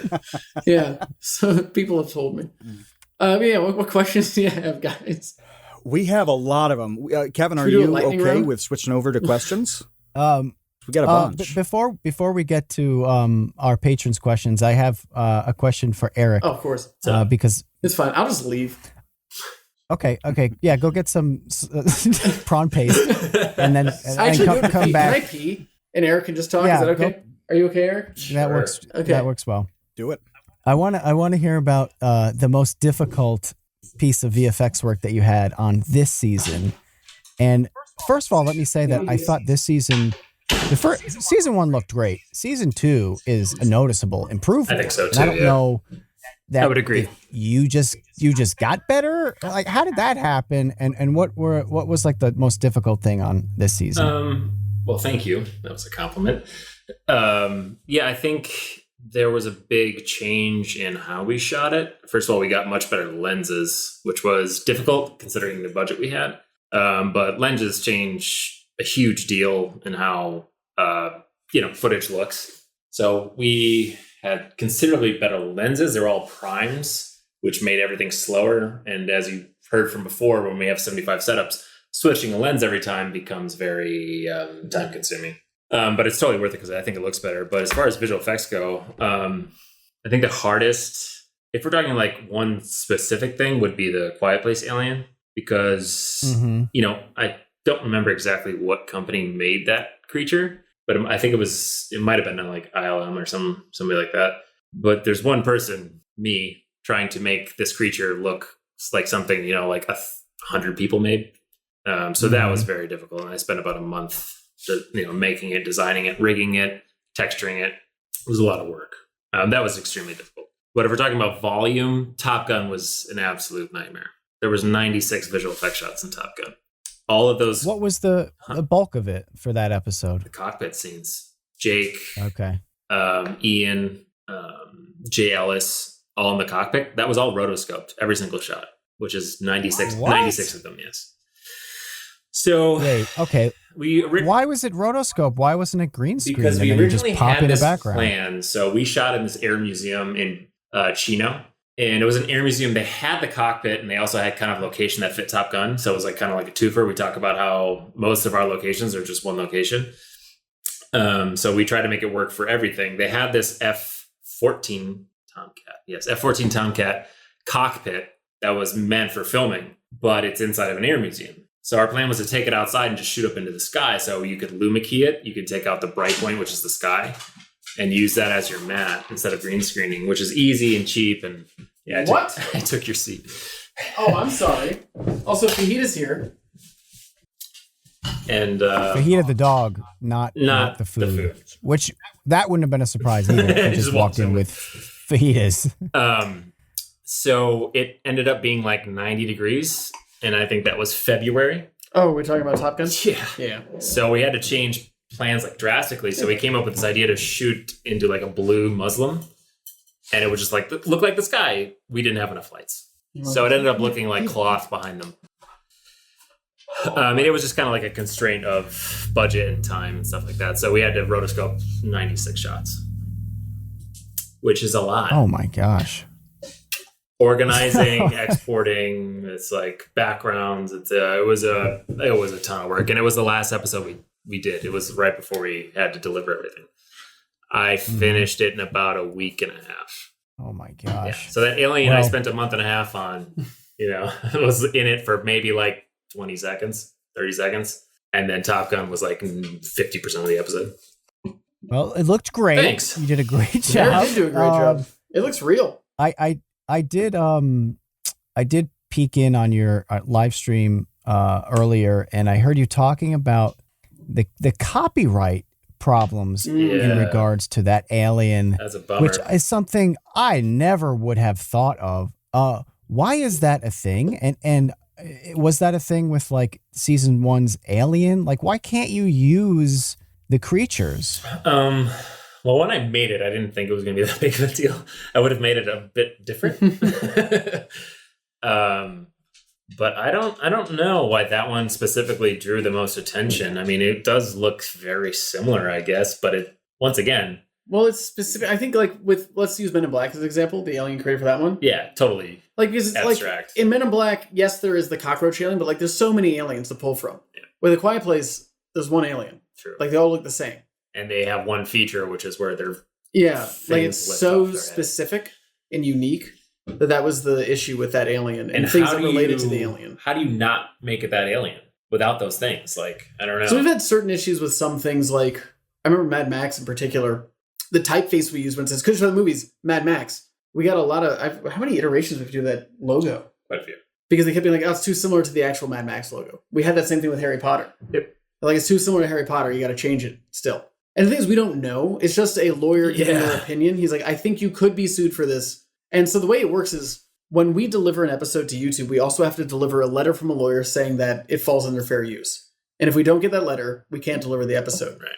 So we have to do everything to get that letter. Yeah, I literally finished those creature animations like a month and a half before. They were like, "Oh, you have to either change the entire creature or cut out like so many frames of it for it to be legal." So that's why like the whole end of that episode is sped up. But the thing is, it's not just with graphics. Like graphics obviously bring us some consternation, as does the typeface for the titles. But things like the music, I remember specifically in Men in Black and Harry Potter. We had to rescore them because they said it was too similar to the actual scores. I remember in Die Hard, I actually said "Yippee-ki-yay, mother," and then we cut out the F word. But we had to cut it even further because the fair use lawyer was like, "You can't say that." So it just, and if you watch Die Hard now, I go "Yippee-ki-yay," and then it just cuts. Yeah. Because we couldn't say the full line. They're just, here's the thing, we could have put that alien, we could have had that line in there, but they don't know. They're just kind of like, but then they won't give us the letter, which is what allows us to actually release the episode. Yep. Which is, for me, really, I mean, not just, it's, that's what happens, which is disappointing because I spent a lot of my time making that alien look as good as possible. We built a computer just so we could render we literally did build a computer to be able to do the show. And then to have it cut out and sped up, and I created this moment of tension with the alien where it was like, oh, something could actually happen, and now it's like this sped up version. Yeah. Well, those are the things like that you don't see and you don't know about, which is why these live streams are kind of fun to do. And like the thing of it exploding, like that was people really didn't like. It's like, that's not how it happened in the movie. Like, we know that's not how it happened in the movie, but we kind of had to change it so we didn't get sued. Right. Yeah. No, that stuff is fascinating to me because it even happens on Vsauce too, where people, I'll make some sort of creative choice for whatever reason. I don't have any specific example right now, but like I phrase something a certain way, whatever, and it's not exactly how it should be phrased, or like I title a video something a certain way because it's a better title than if it was a more accurate title. It's like, okay, well, that title would be the accurate one would be really boring and no one wants to watch that. So I'm going to take a little bit of a creative license here and exaggerate what's going on to make it more interesting. Gotcha. And those things have to happen no matter what you're making. Yeah. And it is frustrating hearing the complaints where you're like, I know, but like, what do you want me to do? I think the biggest thing with us is these are movies that people love. Yeah. And I think like we obviously love the movies too, and we watch them before we write the scripts, and we watch them again before we do the shot list. I stared at that alien from that for so many hours. But like there's certain things, but it also doesn't fit to like put into the episode. Be like, we have to say this because of fair use law, because then you're gonna get into fair use law. Like we did it because I think I got fed up to a degree with Harry Potter because that was our last episode that we filmed. So it's very apparent in that one. If you watch it, like literally be like, this happened because he shall not be named for legal reasons. Just write it like in we the just script. say it into the script. I'm like, oh, am I the what do I say? Like the boy who lived? Yeah. And then Casey's immediately like, you can't legally say that. So like I was just like, screw it. I'm done with like having to play by the rules. We'll just make fun of the fact that we have to change things. For legal reasons. It's difficult. It's one of the other difficult parts of the show. But the thing is, you can't make that joke more than once. So we just used it in Harry Potter because that seemed like the place where we'd have to make the most concessions. Right, because it's such a big IP. Yeah. Yeah, that makes sense. All right. I know that Jake is a very, very busy man, and we have lots of questions. So, Matt, do you want to hop into those? We have a lot of questions, and we're going to machine gun these. They're good. Baseweight's got a great one to start off. Would you ever do a cartoon system? Because he thinks it would be hilarious to see like Rugrats in Paris or something like that. But is there a cartoon that would fit system? Baseweight's beautiful question. Yes, I've been asking since the inception of System for and we don't have to get both of them. But I would love to do a Miyazaki themed episode, and it would be completely animated in the style of Miyazaki. That'll be cost effective. Well, that's the issue. Any animation is inherently expensive. So I've asked for that. I've also wanted to do a stop motion episode, which is also incredibly expensive and time intensive. Yeah. So I've asked about both, and I've been told no for both. It would be cool. But I would love to do a Miyazaki themed one. That'd be so great. Well, this one's from Ben. What's the dumbest or most kind of obscure movie you want to do a system episode about? According to YouTube, Blade Runner. I think I suggested Brazil earlier. Yeah, you did suggest Brazil earlier. I mean, I personally, you probably have your own. The most obscure, I'll do air quotes, I would love to do a Tremors episode. That would be fun. I would love to do Could You Survive Tremors. Would be my, I guess, obscure because maybe Tremors isn't as hot as it used to be back in the early 90s, even though they've made 7 sequels and a TV show. Big Trouble in Little China. Ooh, Big Trouble in Little China would be good. So fun. The guy who blows himself up. Yeah, could you actually get so angry that you explode? Or could you catch a knife in the air? Throws it right back in low pan. Yeah. Spoilers, but that's okay. I would love that. I love Big Trouble in Little China. I feel like I could be a pretty good Jack Burton. Amazing. There's a lot of stuff you could do with that. There's the lightning guy. The Jake Burton Express. I love that movie. Yeah, that's good. I was trying to think of more Big Trouble in Little China things that you could do. Oh, I want to know the knife bottle trick. You know? It's like, I can cut this bottle in half. Like, if someone did that, could he really grab that? I mean, that would be moving so fast. Well, one I also really want to do from that movie is this is a trope in a lot of action films. Is remember when they save all the people from the cages and they jump into the water and the bullets are coming through? Oh. Like bullets in water. I think Mythbusters did it too, but whatever. But like bullets in water. Probably. Do they actually slow down? Do they enough? actually slow down? Like, how deep would you have to be for it to, if it hit you, it wouldn't actually cause any damage? Because my favorite thing, like they're like 6 inches from the top of the water and they're swimming, the bullets just like flying by them. Yeah, they look like they're in slow motion. Because also be a fun movie beat to be like, how do they actually do that effect? Because that's practical. Yeah. Like shooting the things next to the talent. Rubber bullets. Yeah, why didn't you do more of that this season? The the movie magic kind of thing. Oh, they did it once, didn't we? We did in Jurassic Park and they tried to cut it out because the network didn't particularly care for that, it turns out. Yeah. Oh, I love that. As do I. Yeah. So there was one part in Jurassic Park after the Justine scene, her last scene, where I talk about the trope of how, like, if you don't see a character die on screen, like a lead character, they're usually still alive. Yeah. That was actually much more involved, but they wanted to cut the whole thing. But I convinced them to let me keep some of it. I just trimmed it. Oh. But yeah, because that was a big feature of season 1. We would always have like a movie beat. Yeah. In season 2, we only had one once in Jurassic Park. But yeah, that was not my decision.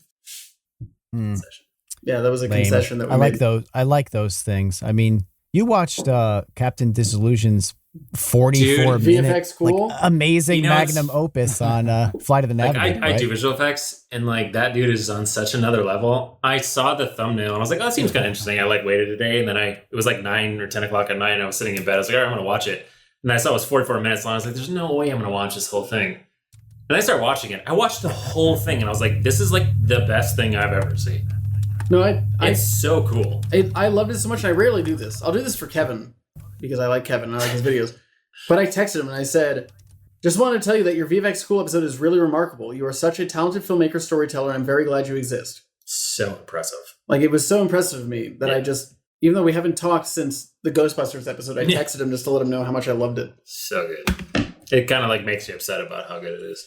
Yeah. Yeah, I told him it was the best video of the year. It was so for sure. good. It could 100% be a show on Disney Plus. Like, it is so good. Yeah, it's and about a for movie anybody who hasn't watched it I've yet. never seen. I've never seen that you movie. Never saw that movie, Flight of the Navigator? No. It didn't matter. Like, that was the whole point. Like, it didn't matter if I saw that movie. What's the other one? There's Flight of the Navigator. What's the other one with the kids who go to space and there's the alien with the eyeballs? Explorers. The Explorers. Ethan Hawke, young Ethan Hawke. Yeah. That one's one of those movies where I loved it as a kid and I still love it now, but I watched it recently. Oh, I think they like ran out of money or something. And it's a different movie. Like, once they get to space and they get to the other, it's like a completely different. It turns into like a Looney Tunes. But I think it's because Joe Dante directed it, right? Yeah. So Joe Dante, as I'm sure we all know, made Gremlins and The Howling. But he also did the Looney Tunes movie Back in Action. He's always been a huge Looney Tunes fan. And you can actually see that, like, it comes across so much in Gremlins, where Gremlins the same way. The first half of Gremlins is a much different movie than the second half. Which is where I think people come a lot. They're like, oh, Spielberg directed the first half of Gremlins. Right. Joe Dante directed the second half. And maybe that's just his style, but I wouldn't be surprised if the first half of The Explorers, is that what the movie's called? Yes. Was directed by somebody else. The Explorers. And then Joe Dante directed the second half. Huh. Yeah, it's like 2 movies. It's like 2 movies that they just slammed together. Well, stop allowing Joe Dante to direct second halves of movies. That would be my advice, because the second half of Explorers is really dumb. Yeah, well, because the teenage aliens even as a kid, I didn't like it. It becomes into like I was like 5 years old. An animated movie, but with live action. Yeah, where everything's like woo woo woo woo, and like just dumb gags and stuff. It's so goofy. If people, we're boomers talking about this old like 80s kids movie, but if you haven't seen it, definitely watch it just so you could experience. It's fun. Yeah, it's a stark difference. The first half and the second half. And I believe it's the second Ethan half Hawke's just first turns movie. into this goofball thing. That was Ethan Hawke. Ethan Hawke's one of those rare people who was successfully able to go from child actor to adult actor, which is good for him. What other questions? Yeah, what other questions you got? Big Trouble in Tremors. Oh, we got You a lot. nerds. We're gonna have to be quick. Do it. This is from German. Could you survive Evangelion? Oh, Kevin. So this is have we talked about this, Kevin, on TCU yet? I did not plant this question. He really has a second. I had no username. influence on So this. Kevin used to live in It's my burner account. Kevin used to live in Los Angeles, and when I would come visit for work, I would stay at Kevin's apartment. And I remember specifically, there was a time where I think we were both kind of depressed. If I'm being honest with each other, I don't know if you're comfortable with me saying that. We were both kind of depressed. I remember that we ate lean cuisine for dinner. And wait. What do you mean we're depressed? we're very depressed. And we were eating lean cuisine for dinner. We had a bag of like some weird flavored Ruffles. They were like bacon flavored or something.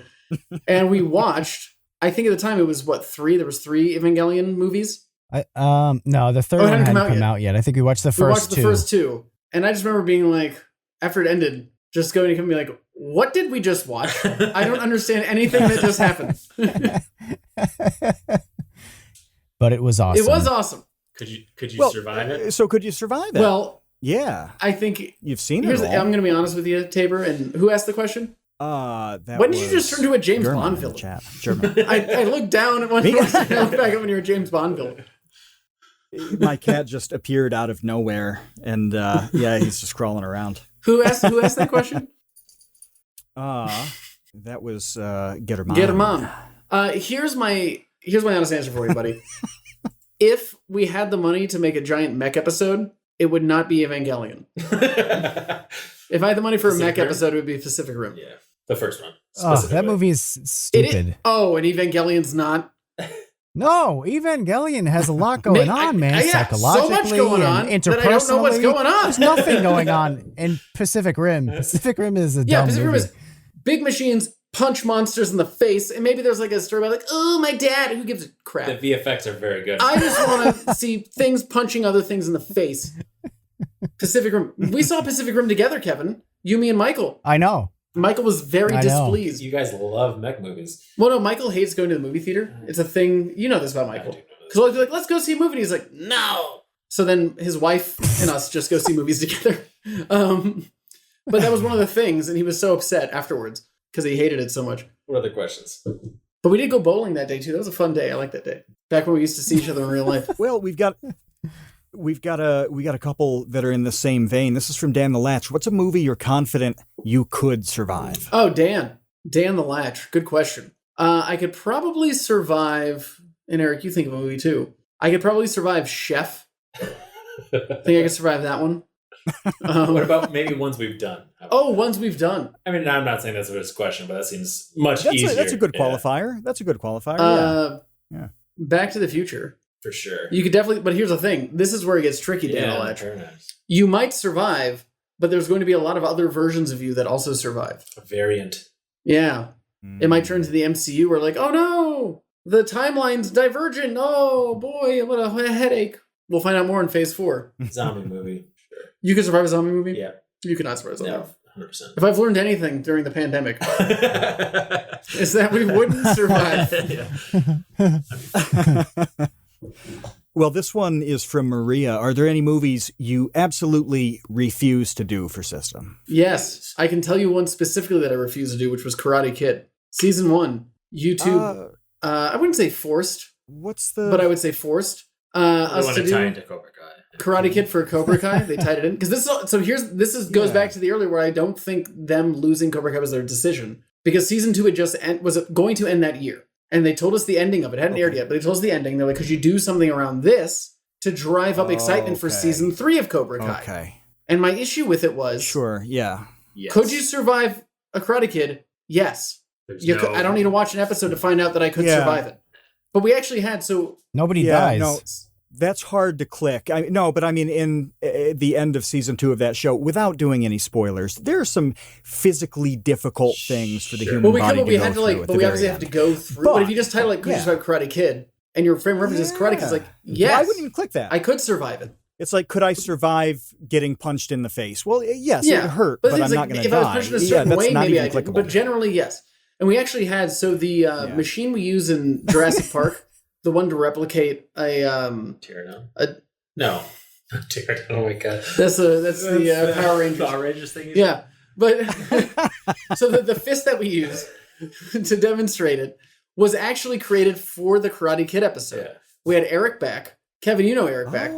We had Eric Beck create a uppercut machine for the Karate Kid episode. And then I had a very long conversation with YouTube and I was like, Karate Kid doesn't make any sense. We shouldn't do this. Here's the reasons why.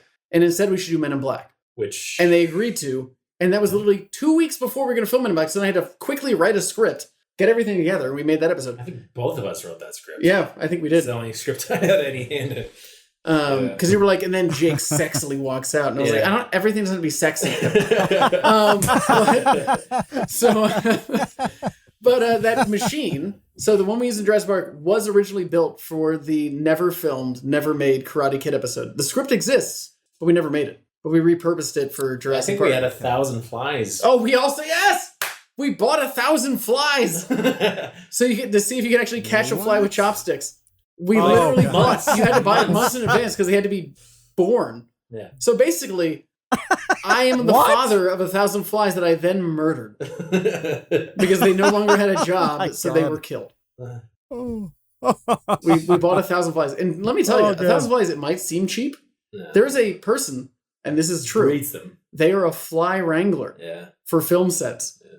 So we hired a fly wrangler. God. We had them birth 1,000 flies for us, and then we had to call them and be like, "We don't need the flies anymore." Not them specifically, but they had flies born. No, they physically birthed the flies, and then we had to tell them we didn't need them anymore. Yeah. So that was $1,000. I kind of forgot about that. It cost us to kill 1,000 flies. $1 per fly. Yes, it was. Oh my God. And we even had the location. And I actually remember, Kevin, you remember this. I was on the phone with you when I got in a car accident. Do you remember that? Oh, yeah. That was when I was leaving the location for the Karate Kid episode. Because we were location scouting. We found this beautiful home that had an entire like Zen Buddha garden in the back. That'd be perfect for like a Karate Kid thing. I was leaving that location, and that's when I got in a car accident. I didn't have my car for 6 months. And that was also one of the reasons I didn't want to do Karate Kid. On to happier questions. Happy questions. I can make any question sad, Tabor. Go for it. Yes. Test me. Oh, I will eat so many shrimp tacos. Well, you don't. Well, you don't want to make Jeff sad because Jeff Jeff Strife is a major contributor. That Jeff Strife, gosh. that's the one. Major Vsauce3 Discord server personality, baby gang member in the Create Unknown, so he's doing double duty today. He wants to know if you've ever been to Stem Cell Science Shop out of Tulsa. Stem Cell. Yeah, they've got a lot of great stuff. You know these guys. Yes. You know these guys, yeah. Yeah, we know them. Yeah, because they do, it looks like complimentary things, a different strain of educational things than Curiosity We have Box, actually, Kevin, you might remember, we did talk to them about like some bespoke items in the box. It would have greatly increased the price of our box. Do you remember that, Kevin? I see. Yeah. The we have budgets that we have to maintain for the box. There's lots of stuff we'd love to include, but maybe some sort of partnership where we could do one-offs for the store or some sort of drop would be really, really cool. Also, someone in the chat said racist. What was? I think it was we were talking about Evangelion. What was racist? I'm gonna blame Kevin. Whenever anything sensitive comes in, it's just like I just work here. I don't sign anything. I just work here. Oh, Jeff says they feature Vsauce on this side. That's nice. Yeah, it was on there. I saw the logo. Let's look again. That's awesome. Stem. Well, as we're taking a look, there's a good technical question. It's a good technical question from Kino, who we mentioned at the very beginning. Eric, how many hard drives have you gone through shooting on big boy cameras? Well, it's technically not my hard drives. They have a server at Ample, but I think it's somewhere. I have two 16 terabyte drives. I would guess. Let me do some quick math. How much do they cost? Hard drives? The 16 terabyte ones? No, like a 16 terabyte. I think these are spinning disk ones, obviously, but I think they're on like $500 to $800. I don't know. Which I to don't me is buy actually them kind of insane that you can get 16 terabytes for $800. But let's see. I think it's around there. Honestly, I don't know because I don't buy them. How many cards do you think we went through a day filming? 3 or 4. 3 or 4? Yeah. So let's say At 4 minimum. at 512. So yeah, we basically filmed 2 terabytes a day of footage. And we're shooting on 8K raw. So we get 45 minutes per card. So 2 terabytes a day. I think we did film 20 days total. Yeah. So that's 40 terabytes. It's a lot. But then that doesn't include like Phantom and Flare, which is even greater. It's I a would lot of say footage. it was like probably close to 100 terabytes. It's probably good, especially with all the exports and my stuff. My stuff alone. Oh, do you want to talk about the Harry Potter stuff? The particle effects? Oh, yeah. How big that was? So there are 2 Houdini effects in the series, which Houdini is a 3D simulation program. I mean, it does everything, but the main thing it's known for is simulations, it's amazing.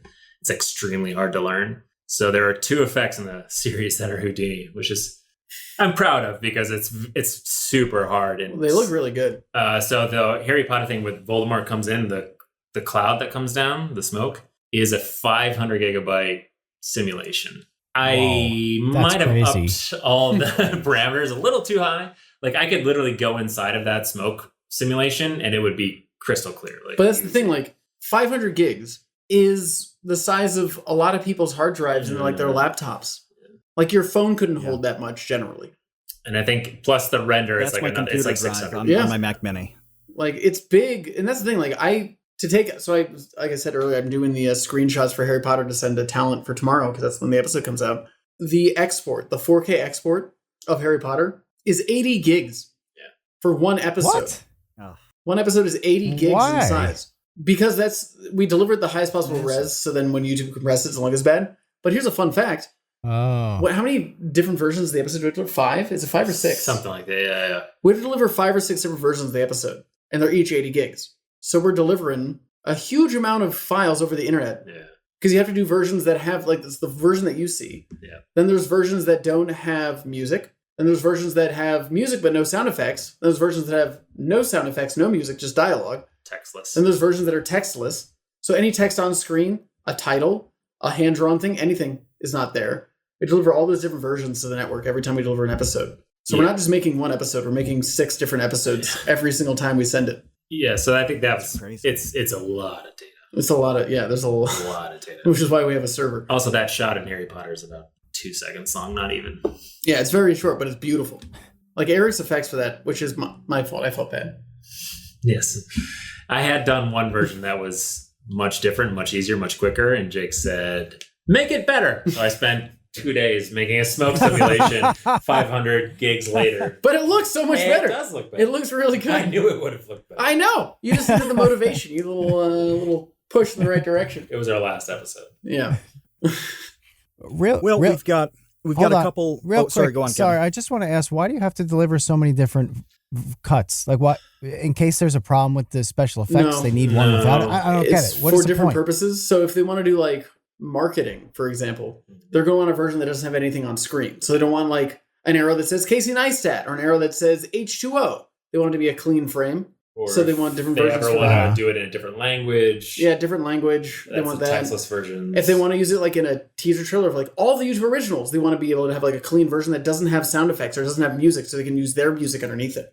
It's basically like, are they going to use it in those versions? Probably not. But they just want it. So if they do ancillary content with it, they have all the options.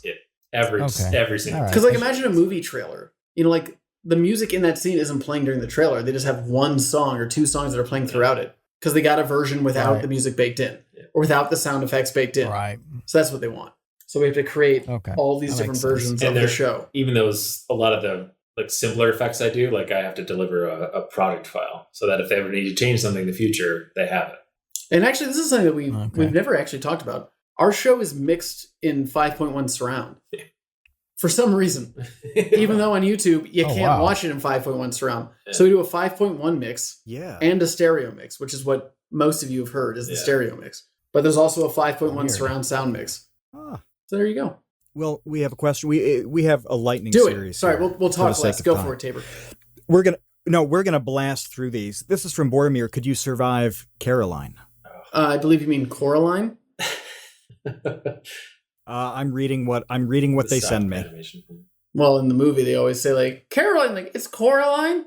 Could you They're survive like, it? Coraline, not Caroline. Oh, Remember the we see whole group? Coraline. Yeah. I would love. Boromir led me astray. I'm never trusting you Yeah, again. Boromir. Come on, it's Coraline. You I die in the first movie. love Coraline. Yeah. Sorry, Boromir. Rest in peace. I love Coraline. You love Coraline. Yes. Could you survive it? Nah, I think I would have stayed in Buttonland.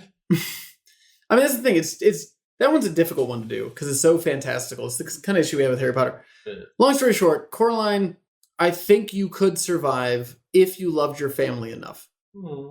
If you loved your mom and dad and weren't, tricked by the other mother and the other Right. father, you could 100% The survive. horrifying mother with Oh, when she turns into buttons. the weird spider. Coraline is so good, though. Yeah. Fudge, that movie's so good. Henry Selick directed it. Henry Selick also directed. Nobody? Okay. Kubo the Two Strings? No, he didn't. That Did was he? that was Leica, same movie studio, but not Oh. Henry Selick. Henry Yeah. Selick did James and the Giant Peach and Night Before Christmas. which everyone gives Tim Burton credit for. Right, he's just a producer. He produced it, but he did create the story. But Henry Selick directed the movie. And Henry Selick was supposed to make a movie. Oh gosh, you should look this up, everybody. Look up Henry Selick unmade Disney movie. I forgot the name of it. Really? He was making a movie with Disney, an animated stop motion animated film, and they just pulled the plug on it. But there's some footage online, and it looks fantastic. Can you imagine spending thousands and thousands can you of imagine? hours? Sorry, I'm getting distracted again, Tabor. I know we're doing lightning round. But I'm just gonna talk for a moment about Henry Selick. Can you imagine Henry Selick? He made Nightmare Before Christmas. Who gets credit for it? Tim Burton. He makes Coraline. Nobody knows he made it. It's like, oh, Leica, these people. And Leica's great. They're amazing. I love them. But like poor Henry Selick, he spent his whole life living in other people's shadows, and he makes such incredible movies. Oh, poor Henry Selick. Next question. Anyway, next question. Next question is another one from Jeff, which he gets a second one because I botched his first one. So. Yeah, you did. Have you seen Children of... You were just thinking of spaghetti. Have you seen... Have you seen Children of Men? Yeah. You know what's funny? I hated that movie. You hate it? No. I hated it when I first saw it. Oh, hated it. I literally hated it so much. And then I watched it again like maybe 5 years later. And I was like, this is the best movie that's ever been made. Children of Men is incredible. I remember I saw it in theaters. And then I was dating a girl at the time. And I thought it'd be a nice romantic date to see it together. No. It was a little bit awkward because I like tried to put my arm around her. She was like, "What? We're talking like Children of Men." But Children of Men is so freaking good. Yeah. I wouldn't do Could You Survive because that's the thing. There's some movies that like I just don't want to touch because there's no way that we'd ever do them justice. Children of Men is a masterpiece. The amount of long takes, the creativity, like the car scene with the ping pong balls, is brilliant. The ping pong is fake, but the camera spinning around is real. Yeah. They mounted a camera, drilled a hole through the top of the car. They replaced the whole top of the car. And the end scene, the town, is so good. Ugh. Yeah. Who did I kind of wish I didn't what's hate his it. name? Alejandro? Corazon. The guy who did Y Tu Mamá También, right? And he did Harry Potter and the Prisoner of Azkaban. Yes. Whoop, whoop, and Gravity. Yep. He's incredible. I say this is a fun story. So he gained prominence from Y Tu Mamá También. Yeah. And whoever at Harry Potter World was like, yeah, the guy who made that NC-17 sex Spanish movie, let's have him direct this kid's film. Did a great job. Is like the best train of logic I would love to be a part of. Yeah. Because that is my favorite Harry Potter film. But it's like, oh, this guy who made like literally a sex film, an NC-17 sex film. But that happens all the time. It's like, oh, Peter Jackson, the guy who made Meet the Feebles. How about Lord of the Rings? Here you go. No, it is. It's so weird. Actually, Peter Jackson is a funny story. So I showed Sophia recently Dead Alive or Brain Dead, depending on where you're from, it's different names, which is famous for having the most blood of any movie ever. I refuse to show her Meet the Feebles because I hate Meet the Feebles. I bought it for $20 on eBay when I was in high school, and I sold it for 25 cents. Hate that movie. Anyway, because it's just so like unpleasant to watch. Anyway. Peter Jackson, you know how Peter Jackson got Lord of the Rings? Bought the rights? No, he didn't. No. New Line Cinema owned the rights. Because he looks like a hobbit? He does. And he is from New Zealand where they film a lot of it, but that's not the reason. So there's a wonderful documentary about the Nightmare on Elm Street series. It's like 10 hours long, but I would highly recommend watching it. He was hired to write one of the Nightmare on Elm Street movies, one of the sequels from New Line Cinema, because they loved Brain Dead. They loved, well, no, not Friday Night Come Out. What was the first one he made? There was Brain Dead, Dead Alive, Brain Dead. Bad Taste. Thank you, me. Bad Taste. He made those. They like hired him to write the script. So he wrote a script for a Nightmare on Elm Street movie. Yeah. They didn't end up going with it, but they liked him so much that when Lord of the Rings came up, they were like, we own the property. Hey, Peter Jackson, do you want to write Lord of the Rings? We love the work you did on Nightmare on Elm Street. And that's how he got the job. And then he positioned himself to be like, I'll just direct it too. But he was originally hired to be the screenwriter. That's so weird. Because of his work on Nightmare on Elm Street for a script that never actually got made into a movie. That's how Peter Jackson got Lord of the Rings. Yeah. Good on him. But anyway, but that is, I'm sorry, just a quick aside. I apologize, Tabor. I know you get a lot of questions.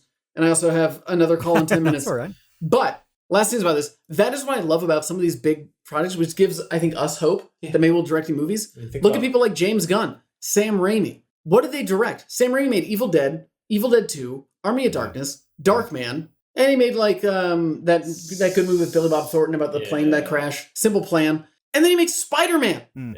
James Gunn wrote Tromeo and Juliet, a trauma movie. A trauma movie. There was, and I apologize, I know this is a PG podcast. There was a penis monster in Tromeo and Juliet. A penis monster. And now he's the man who makes Guardians of the Galaxy and Suicide Squad. And he made Slither. That was his first directorial debut was Slither. Yeah. Well, About these like weird slugs that go into your body, and one of them goes through a woman's vajayjay. And now he's directing these movies. Like, awesome! It gives me hope that we can make a movie. Like, we can make a Marvel movie. Well, even the director of Loki, she didn't do anything. Yeah. She had something. Yeah, she had some TV nothing credits. Up to that caliber. Or the guy who did Ant-Man, I think. What was his first movie? Like, it was the time travel indie movie with, like, the girl from Parks and Rec, Audrey Plaza. Oh, that one. Yeah.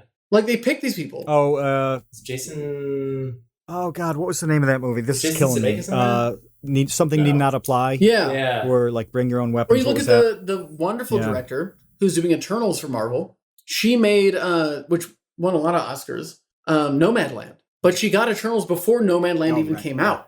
From a feature film she made that was just in festivals. That's how she got the Eternals gig, and that's also how she got Nomadland, because Frances McDormand, who's in Nomadland, saw the film and was like, "You're amazing, let's make Nomadland together." So she won an Academy Award after she had made a Marvel movie that hasn't even come out yet. Yeah. And that's what I love about people like Marvel. I mean, Disney does it with everything. Yeah. They take big risks because I get where they're coming from. They're like, you're an up-and-coming director, you'll do whatever we want, and you won't push back. You're not a Steven Spielberg. To some degree. And I think that's why they fired Phil Lord and Chris Miller from Solo. Because like, you guys like have too much creative freedom. Let's just hire Ron Howard to do it. Yeah. But Han Solo is a great movie. Well, Kino came up with Safety Not Guaranteed. That's what I was searching for on the Aubrey Plaza movie. Anyway, sorry. Questions. Yeah. I got 7 minutes. We have the Let's proper... do it. Quick. Go. We have the proper lightning round now. This is from Andy, who just joined us. We're throwing him in. Favorite thing about filming Top Gun system? Favorite thing? Jay Ellis. Jay Ellis. Tom Krasinski. That's not his name. Joe Krasinski. Jay Krasinski? Joe Ellis? Oh my God. Joe Krasinski and Jay Ellis were the... Yeah. Well, and also Flying with the Blue Angels, for me. I know you weren't there. I wasn't there. But for me... Yeah, well, that's what Andy put in, other than Flying in the Blue, Thanks for saying that now, Tabor. Jay Ellis. Yeah, Jay Ellis and Joe Krasinski, confirmed that it was they were both so respectful best. to us. Yeah, to the whole set. Because we're like a rinky-dink production. And they made Maverick. They make like $100 million movies. And they treat us with such respect. Well, next. Well, we got a couple food-related ones, and then you're out the door. Would you ever, this is from Kino Corner, would you ever consider making a man versus food style show? No. Because I would win. Not at all. There's no verses. There's no universe. I would win, and then we cut cameras before I threw up in the yard. Well, I'm gonna alter Boromir's question here just a little bit, because you said that you had Mexican food everywhere you go. What's the best? Who's got the best? The best Mexican food? Mexico. Yeah, all of these places you've had it. Well, aside from that. Oh, excluding Mexico? America. As a California is probably pretty soft. California's got pretty good Mexican food. San Diego for sure. Yeah. I will tell you the worst Mexican food is in Dublin. Dublin, Ireland is the worst Mexican food that we have ever had. Horrible. It was really bad. How surprising. That's shocking. It was fun. Imagine. It was fun. It was fun to be there. We had a great time. Ireland. Was that after we went to the premiere thing? Then we went there? I'm not sure. So that was really fun. So, sorry, I know we got 5 minutes. I'll make this quick. When we went to Ireland, I know I don't make this quick. We went to Dublin. That's what she said. So we went to Dublin. We were filming a episode with Penny Dreadful, and it was called Could You Live Forever? And it was really nice because while we were filming, it was the wrap party for Penny Dreadful. Yeah. So we went to the event, and it was like, who's in that show? I don't remember. Josh Hartnett. Yeah. Timothy Dalton. Eva Green. Like all these people there. And for some reason, they think we're important. And they're like, oh, you guys were incredible. We loved it. What are you doing? Yeah. And then it was really fun. And then we went and got terrible Mexican food afterwards.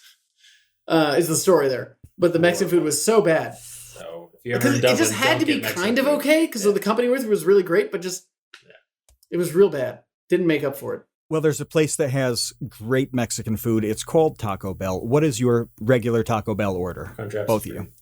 Crunchwrap Supreme? And a Double Darker Taco. Double Darker Taco? So I just ordered Taco Bell last night. It's a surprise to no one. But it used to be, Tabor, you know what? Who asked this question? Oh my God, this is going to take like 20 minutes. No, I'm going to condense it. That was base weight. Who was it? That was base weight. Base weight. You got 30 seconds. Base weight. Go. WEIGHT. Or WAIT? WAITE. WAITE. Yeah, I don't. That's different English Wait. for me. Wait. Base weight. I'm just going to spend the 30 seconds just saying his name. Vsauce. So listen up, Vsauce. They got rid of Mexican pizza, which is devastating. I have never said anything negative about Taco Bell, but I did tweet when that happened. So now that the Mexican pizza is gone, and so is a part of my soul, Vsauce, my go-to is the black bean chalupa, a cheesy bean and rice burrito with black beans, Crunchwrap Supreme, cinnamon twists, but wait, there's more, chicken quesadilla, I also very much enjoy. And what's the last thing, Eric? Cinnamon twist? I already said that one. Did you? I think I did. I don't know. What else do you get? Spaghetti and meatballs. There you go. This is the last of the questions. In a line, what makes you happy? That was an easy one. There we did. This is for Marco, by the way. Nothing makes you happy? No, things make me happy. 0. Kevin, Eric, Tabor, whoever has an avatar of Michelangelo from Ninja Turtles. I was going to comment on that. Jason Alexander from Seinfeld. Jeff Strife, and any other things I might recognize. Oh, do you really say Michelangelo? You really? Michelangelo. Yeah. Really? Wow. I'm Italian. Pick the guy on Michelangelo. You want a salsa verde? Chicken tikka masala. Chicken tikka. Hors d'oeuvres. The Italian tikka masala. That was like one of my favorite things. Actually, Kevin, I want to do another taco time with you because the hors d'oeuvres gag is like my favorite thing that's ever happened on camera. Well, listen, hors d'oeuvres gang guy, we're out of time. We got to get you out of here. Real quick. So you can go to the next thing. Because now it's a turn. I'm like a teacher now in a preschool. Listen up. Kevin, are you listening? Thank you very much. Yes. Yeah, we should definitely do a taco time, and we should have hors d'oeuvres. Is this the end of it? No, I'm not done. Okay. And how would you feel about being together while we do it? What does that mean? I'm talking about being in the same place. What's happening right now? Right. Okay. So you want to hang out sometime. This is what you're asking? For a taco time. Would you do it? We can. Absolutely. I just want I want it in front of an audience, so you kind of got to stick to it now. Oh, you want it recorded? Also, am I still recording? All right. Oh, good. It's been almost 2 hours. Holy smokes. Hey, you talk a lot. I don't talk a lot. You talk a lot. I haven't even been here. Well, now that we have like 18 seconds left, Jake, thank you so much for joining us. Eric, I was really glad that you were able to jump in as well. Everybody check out Could You Survive the Movies Season 2. Hold on, I hate to interrupt, but can we just point out something about Mary hair that Eric has right now? Wow, he does have something about Mary hair. It's excellent. Well, for those just listening on audio, I'm sorry you had to miss that, but imagine semen in someone's hair. Spectacular. Visualize semen in hair. Were you clicking disconnect? Yes. Look, yeah, Eric just rightfully muted Jake. On that note, as he continues to make himself late for his own appointment that he has to go to right now. That's right. With his foolish remarks. Definitely I watch want the an show. Emmy. Watch You their can't show. mute me.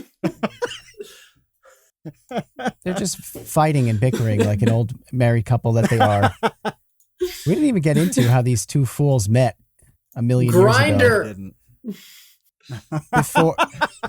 Before apps like that existed. So dumb. And as he continually makes himself later for his own appointment. Oh shoot, yeah. Right.